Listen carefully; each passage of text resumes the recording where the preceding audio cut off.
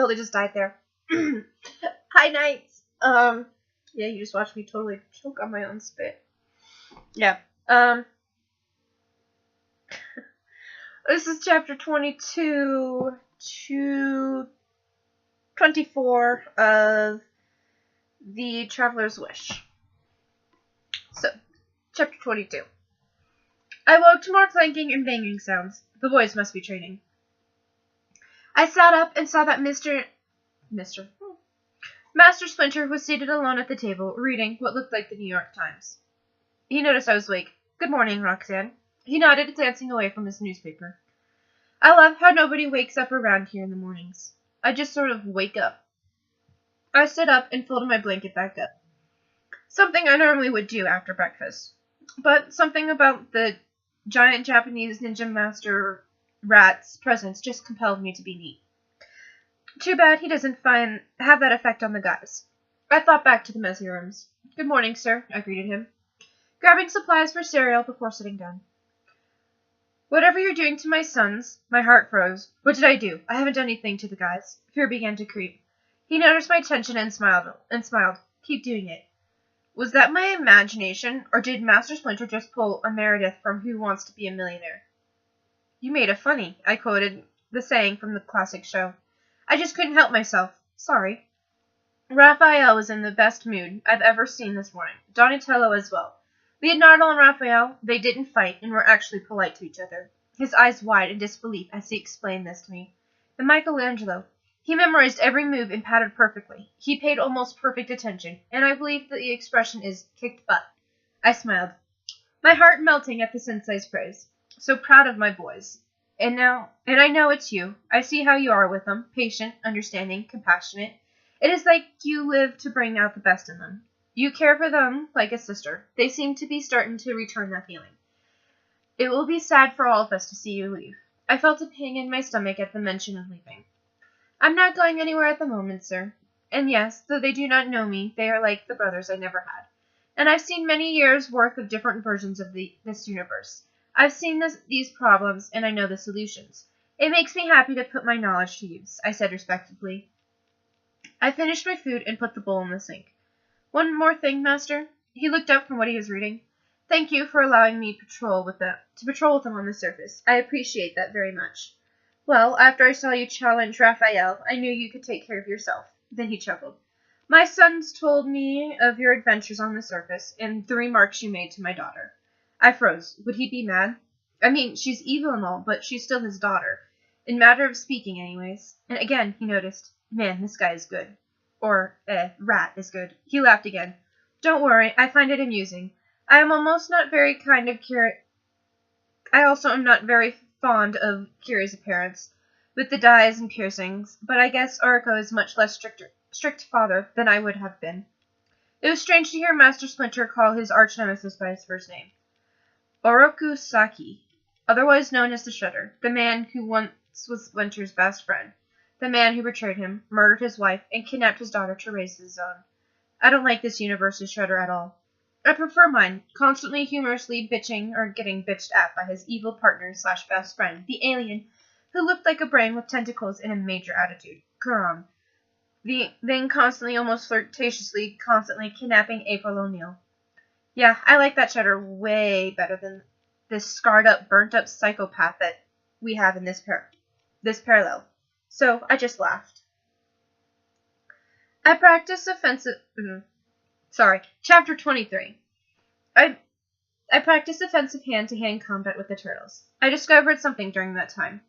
That when fighting without weapons, I wasn't quite as strong as Raphael, not quite as stealthy as Leonardo, or as fast as Michelangelo, and I couldn't just think as fast as Donatello. I was more like a quarter of each.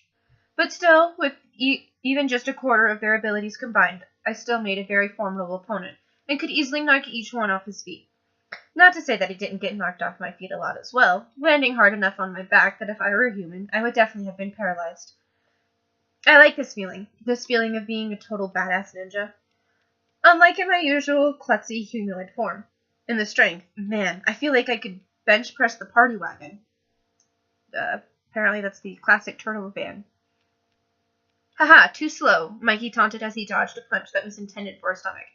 Man, he is fast. Energetic, tiny, and fast. I channeled my inner Donatello and saw the probability of what his next move would be. I smiled as, like clockwork, he tried a roundhouse kick that I had already saw coming in my head.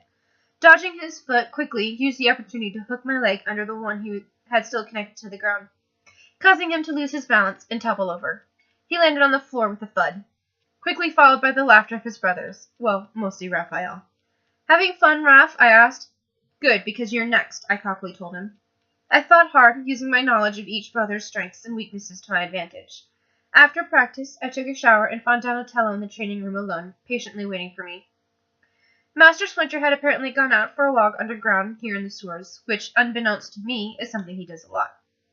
In the living room, completely oblivious to their brother's disappearance, were his brothers, playing another intense level of the same car racing game that I saw Leonardo and Michelangelo playing yesterday. I myself was never into video games, always preferred cartoons and movies. When I arrived, I noticed that Donatello had set up his CD player and connected it to his laptop. Hey, Roxanne, I thought you'd forgotten. He looked relieved and happy to see me. There were no words to describe the cuteness that is Donatello. Standing there, all eager and just a bit nervous. Badass ninja and all, but he can still be remarkably adorable at times. And missed an opportunity to spend time with my favorite badass ninja genius? I cocked a grin. Not a chance. Stand up, I said as I hit play, and a slow, easy foxtrot began to emit from the 90s model stereo system. He stood up. I took his hand and led him to the middle of the room. I turned to face him, waiting for him to grab hold of my waist. He just stood there, looking a little confused. Oh, that's right. He's never done this before. I thought to myself, and I stepped up close to him and grabbed his 3-fingered hand and wrapped it around my lower waist. Do this with your left hand, I ordered him, while displaying the proper way for the male partner to carry his hand. I placed normal human hand on top of his green mutant one. The most awkward look came onto his face, probably at how close we were standing. Again, with adorableness, stop it, Donatello. Okay, now pay attention.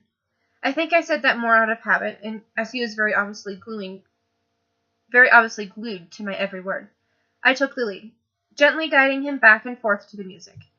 I sighed as he constantly stumbled and tripped over his own 2 feet. Gracefulness was not in Donatello's nature.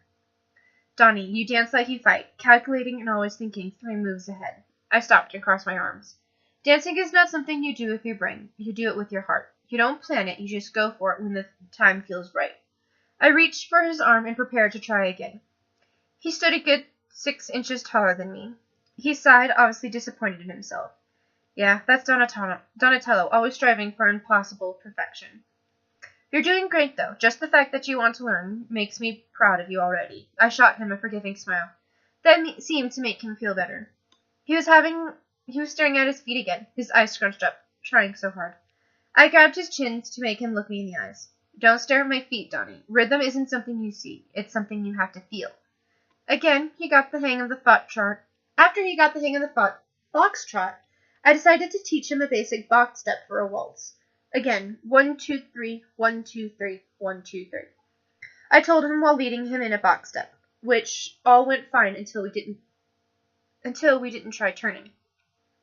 His big, bulky green legs got caught under mine. We toppled over, and I landed on the floor on top of him. I laughed into his chest plate at our clumsiness. What is going on in here? Asked the slightly alarmed April, who stood in the entrance, followed by serious laughter from the 3 mutant turtles, a raised eyebrow from Master Splinter. Chapter 24. Leonardo and Michelangelo were laughing so hard, while Raphael just stood there with his arms crossed, chuckling. What's the matter, bro? Did we ruin the moment? Said Leonardo, who was holding onto Michelangelo's shell for support because he was laughing so hard. Donatello quickly slid out from under me and jumped up. April, it's not what it looks like, he tried to assure her. I just cracked up and rose up on my knees. Now it's time for a little fun. Actually, it's exactly what it looks like, I said menacingly. Donnie shot me a look that was impossible to describe, but the words pure hatred came to mind. April looked shocked. Master Splinter's eyes got even wider, and the boy stopped laughing. I jumped up and casually propped my elbow on Donnie's shoulder. I was teaching Donatello how to waltz, and, as you can assume, Captain Clips over here got tangled up in his 2 feet and took me down with him. Everyone was silent.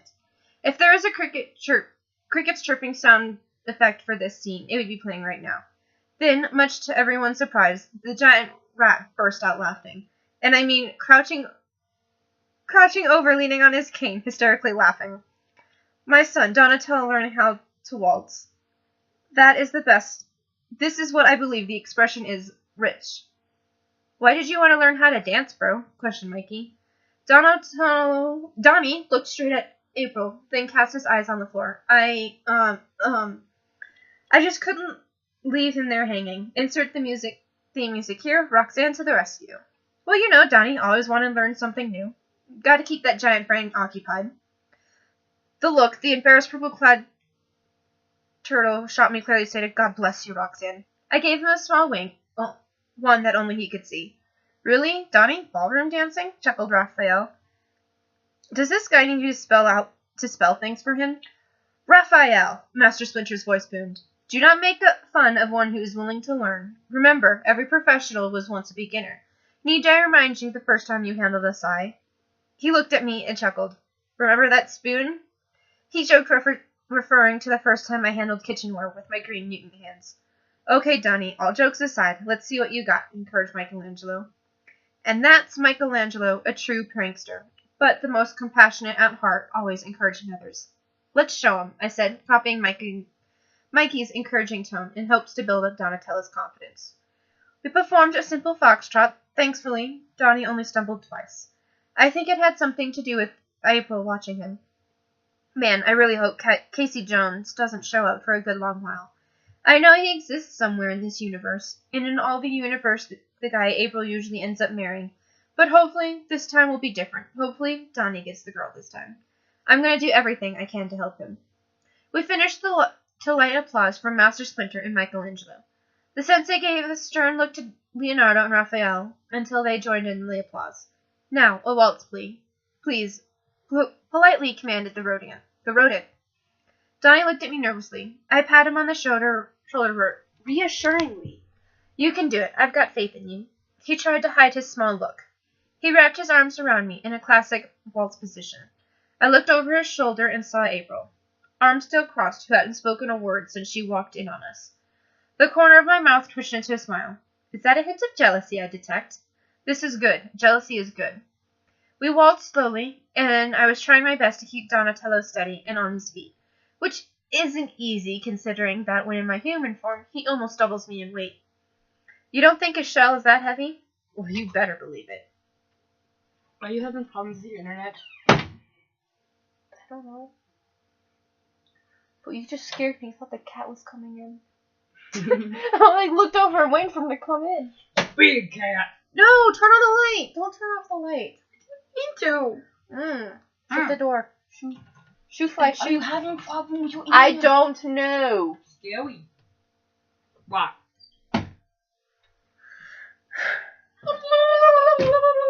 Are you done? I don't think so. Okay. Shoo, you can bug me after. Go, so I can finish the chapter.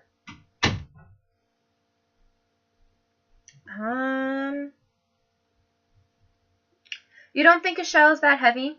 Well, you better believe it. I was so focused on leading that I didn't even notice Master Splinter walk up beside us. He tapped Donatello on the shoulder. May I cut in? Donnie stepped back, looking relieved. Master Splinter silently stepped in front of me and graciously held out his hand. I was speechless, but quickly regained myself and placed my hand in his. It was soft and furry. The rough pads on his paw felt like my own aerialistic calluses. It would be my honor, sir, I smiled humbly. As he formally placed his other hand on my waist, Master Splinter danced just like he thought, gracefully and in control. Dancing with him? Man, I swear he was the best partner I've ever had. I didn't have to lead at all, not even a little bit. It was like waltzing on a cloud. Who knew Japan's former greatest ninja was an excellent ballroom dancer? The Viennese waltz that was playing drew to a close, and we finished dancing. The 7-foot-tall rat in semi-rows bowed to me slightly. Thank you, Roxanne, for making an old rat feel young again. I got this giant feeling of deja vu. It really was an honor, sir. You are a skilled dancer. He headed for the exit and noticed the stunned, silent jaws on the floor reactions that his students and even April were wearing. What? He laughed. You don't think I won Tang Shane over with my just... I won Tang Shen over with just my good looks now, did you? He chuckled and walked out. Oh, that reminds me, remembered April. I brought over pizza for lunch. With the mention of pizza, everyone pulled a road runner and bolted to the living room. Well, almost everyone. I didn't notice Raphael leaning against the wall beside me as I went to pack up Donnie's laptop and CD player, which he rapidly forgot at the mention of pizza. Can I help you? I asked him. No, just wondering on how on earth you inspired two kick-ass ninjas to dance around like it's a Disney musical, he replied ever so sarcastically. What's the matter, Ralph? Can't dance? I smirked back. Oh, I don't dance. I think someone's just jealous, I teased, turning around. He quickly reached over and hit the next button on the CD player, and the track skipped to a faster, sassy ballroom song. He slid right in front of me and held out his hand. I raised my eyebrows. You're on, he challenged.